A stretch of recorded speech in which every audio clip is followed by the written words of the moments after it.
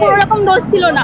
আমার ভাইকে মেরে তার বডিকে 6 টুকরো করে আজকে লড়ার ফল আমরা পেয়েছি, যত ফাঁসি হয়েছে। 7 জনের ফাঁসির অর্ডার হলো, একজনের 7 বছরের ইমপ্রিজনমেন্ট হলো। নমস্কার, আজ আপনাদের শোনাবো এক হাড়হিম করা ভয়ঙ্কর মৃত্যুর ঘটনা। আর সেই মৃত্যুর ঘটনাতে 1-2 নয়, 7 জনের ফাঁসির সাজানা ঘোষণা করলো চুঁচুড়া আদালত। আর একজনকে 7 বছরের সশ্রম কারাদণ্ড। বিষ্ণু মালকে হত্যা করেছিল বিশাল দাস ও তার সহযোগী সতীর্থরা। চুঁচুড়ার বিষ্ণু মালকে খুন করা হয়, আর খুনের সাজা হিসাবে বিশাল দাস সহ 7 জনের ফাঁসির নির্দেশ দিল চুঁচুড়া আদালত। আর একজনকে সশ্রম 7 বছর কারাদণ্ডে দণ্ডিত করে চুঁচুড়া আদালত। দিনের পর দিন যেন ত্রিকোণ প্রেমের গল্প বাড়ছে, তার সঙ্গে একই সঙ্গে পাল্লা দিয়ে বাড়ছে মানুষের হত্যা, খুন।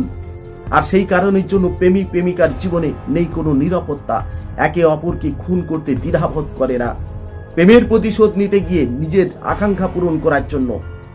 এমনই এক হাড়হিম করা ঘটে গেল পশ্চিমবঙ্গের চুঁচুড়ার বুকে, যা পশ্চিমবঙ্গবাসীকে ভাবিয়ে তোলে, যা পশ্চিমবঙ্গবাসীকে আতঙ্কিত করে তোলে। সমাজের বুকে একের পর এক এই রকম ঘটনা ঘটে যাচ্ছে। এই শেষ কোথায়? এই ঘটনার মূল আসামি বিশাল দাস। সে একটা মেয়েকে ভালোবাসত, দিনের পর দিন, বছরের পর বছর। তারপর দুজনের ভিতরে মনোমালিন্য দেখা দেয়, তাদের সম্পর্কে কিছুটা চিড় ধরে। আর ঠিক সেই সময় তাদের মধ্যে তৃতীয় ব্যক্তির উপস্থিতি হয়, তিনি হলেন বিষ্ণু মাল। বিশাল দাস মেনে নিতে পারেনি তার প্রেমিকার সঙ্গে বিষ্ণু মালের বিবাহ হোক, সে কিছুতেই এটা মেনে নিতে পারছিল না। তাই সে মনে মনে ছক করেছিল বিষ্ণু মালকে পৃথিবীতে বাঁচিয়ে রাখবে না। আর সেই মতন কিন্তু বিশাল দাস খুনের চোখ পাকাপাকি ভাবে কষে নেয়। 2020 সালের 11 অক্টোবর বিষ্ণু মালকে বাড়ি থেকে তুলে আনা হয়। তারপর তাকে শ্বাসরুদ্ধ করে মারা হয়, তার দেহ থেকে মুন্ডটাকে আলাদা করে দেওয়া হয়। আর বিষ্ণু দাসের মাথাকে নিয়ে কিল, চড়, লাথি সমানে চলতে থাকে। এরপর তার দেহটাকে 6টা অংশে টুকরো টুকরো করে কাটা হয়। আর বিষ্ণু মালের দেহে 6টা টুকরো ব্যাগে ভরে নেওয়া হয়, ফেলে দেওয়া হয় শেওড়াফুলি বৈদ্যবাটিতে। শুরু হয় তদন্ত। সেই তদন্তে 7 জন অভিযুক্ত ধরা পড়ে, কিন্তু মূল অভিযুক্ত বিশাল দাস তিনি আর ধরা পড়ছেন না, আত্মগোপন করে রয়েছে। চারদিকে তদন্ত চলে, কোথাও খোঁজ বলছে না বিশাল দাসের। তারপর কিন্তু তদন্ত থেমে থাকেনি, তদন্ত চলতে থাকে, কোথায় খুঁজে পাওয়া যাবে বিশাল দাসকে। অবশেষে বিশাল দাসের সন্ধান মেলে। ক্যানিং জীবনতলায় গুলি চালানোর ঘটনায় বিশাল দাসকে সেখান থেকে গ্রেপ্তার করা হয়। গ্রেপ্তার করার পর বিশাল দাসকে নিয়ে আসা হয় চুঁচুড়াতে। এখনো পর্যন্ত কিন্তু বিষ্ণু মালের মাথা খুঁজে পাওয়া যাচ্ছিল না। যখন বিশাল দাসকে গ্রেপ্তার করা হলো, তারপর কিন্তু বিষ্ণু মালের মাথা উদ্ধার হলো চুঁচুড়ার এক খালের ধার থেকে। পশ্চিমবঙ্গের ইতিহাসে এইরকম হাড়হিম করা ঘটনা অত্যন্ত বিরলতম। আমরা শোনাবো এই ফাঁসি সাজানো ঘোষণার পর বিষ্ণু মালের দিদি এবং মা তারা কি বলেছেন। আমার ভাইয়ের কোনো রকম দোষ ছিল না। আমার ভাইকে মেরে তার বডিকে 6 টুকরো করে এমন ভাবে মেরেছিল, আমার বাবা মা তাকে শেষ থেকেও দেখতে পারিনি। আমরা 4 বছর ধরে সবাই লড়েছে, তো আজকে লড়ার ফল আমরা পেয়েছি, যত ফাঁসি হয়েছে। আমার মন শান্তি পেয়েছে, আমার বাবা মা শান্তি পেয়েছে, পাড়ার সবাই। বরঞ্চ আমার ভাইও মনে হয় ভাইয়ের আত্মাও মানে শান্তি হবে এতদিনে, যে না ওর খুনিরা আসল পাবে, মানে ঠিকঠাক সাজা পেয়েছে।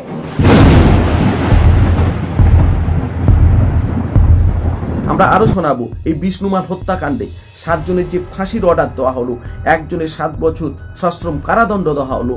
চুঁচুড়া আদালতের বিশিষ্ট আইনজীবী তিনি যে কথা জানালেন, সে কথা শোনাবো আপনাদের। 8 জনের মধ্যে এই 7 জনের অ্যাক্টিভ রোল ছিল এই পুরো ক্রাইমটার মধ্যে। ওকে মারা এবং তার বডিটা 6 টুকরো করা এবং বিভিন্ন জায়গায় ফেলে দেওয়ার জন্য, এবং সেই হিসেবে এটা রেয়ারেস্ট। আমাদের 302 মার্ডার, 120B ষড়যন্ত্র, দুটো সেকশনে কিন্তু ডেথ সেন্টেন্স হয়েছে। একটা 302 আর একটা হচ্ছে 120B কনস্পিরেসি।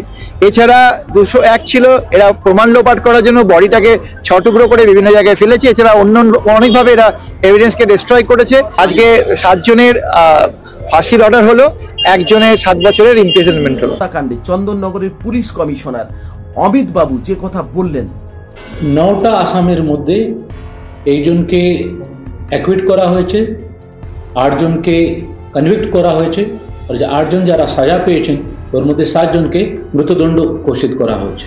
এর সব থেকে বড় রোল প্লে করেছেন প্রসিকিউশন মিস্টার বিভাস চ্যাটার্জি। এবং সবকিছু তথ্য ঠিক মতো উনি কোর্টের সামনে রেখেছেন। বিষ্ণুমাল হত্যাকাণ্ডের প্রধান অভিযুক্ত যিনি, যে মূল চক্রী বিশাল দাস, তিনি পিজন ভোটে ওঠার সময় বারবার যে কথা বলছিলেন সেই কথা শোনাবো আপনাদের। এটা সব পুরো পুলিশে সব সেটিং করে সব আমাকে ফায়ার লাগানোর ইচ্ছা করে, আমাকে জোর জবরদস্তি সব ফায়ার লাগানোর ইচ্ছা করে। এটা আমি বের করে আমার টোটাল বিশ্বাসে সব পয়সা খেয়ে নিয়েছে, পুলিশ থেকে শুরু করে সবাই। আমি কোথায় রেপ করেছি? আমি কোন ভালো মানুষের অসুবিধা করেছি? আর আমাকে এরকম ভাষা লাগানো। আমরা 4 বছর ধরে সবাই লড়েছে, তো আজকে লড়ার ফল আমরা পেয়েছি, যত ফাঁসি হয়েছে। আমার মন শান্তি পেয়েছে, আমার বাবা মা শান্তি পেয়েছে, পাড়ার সবাই। বর্তমানে আমাদের এই পশ্চিমবঙ্গে এই রকম কিন্তু বহু ত্রিকোণ প্রেমের গল্পের জন্য বহু যুবক যুবতী অকালে প্রাণ হারাচ্ছে, তাদের পৃথিবী থেকে বিদায় নিতে হচ্ছে। এরকম ত্রিকোণ প্রেমের গল্প থেকে সকল যুবক যুবতী, ইয়াং জেনারেশন, যারা আগামী দিনের ভবিষ্যৎ, তাদেরকে বলছি আপনারা সতর্ক হন। এই রকম প্রেম করবেন না, ভালোবাসা করবেন না, যেখানে আপনার জীবন নিয়ে সংশয় হতে পারে, আপনার মৃত্যু হতে পারে। কারণ আগামী দিনের ভবিষ্যৎ কিন্তু ইয়াং জেনারেশন। তাই এই রকম ঘটনা থেকে সকলে সতর্ক থাকুন, সজাগ থাকুন। আজকের ভিডিও এই পর্যন্ত, দেখা হচ্ছে নতুন কোনো ভিডিওয়ে, নতুন কোনো এপিসোডে। তত সময় সকলে সজাগ থাকবেন, ভালো থাকবেন, সুস্থ থাকবেন। সকলকে আরো একবার নমস্কার ও ধন্যবাদ।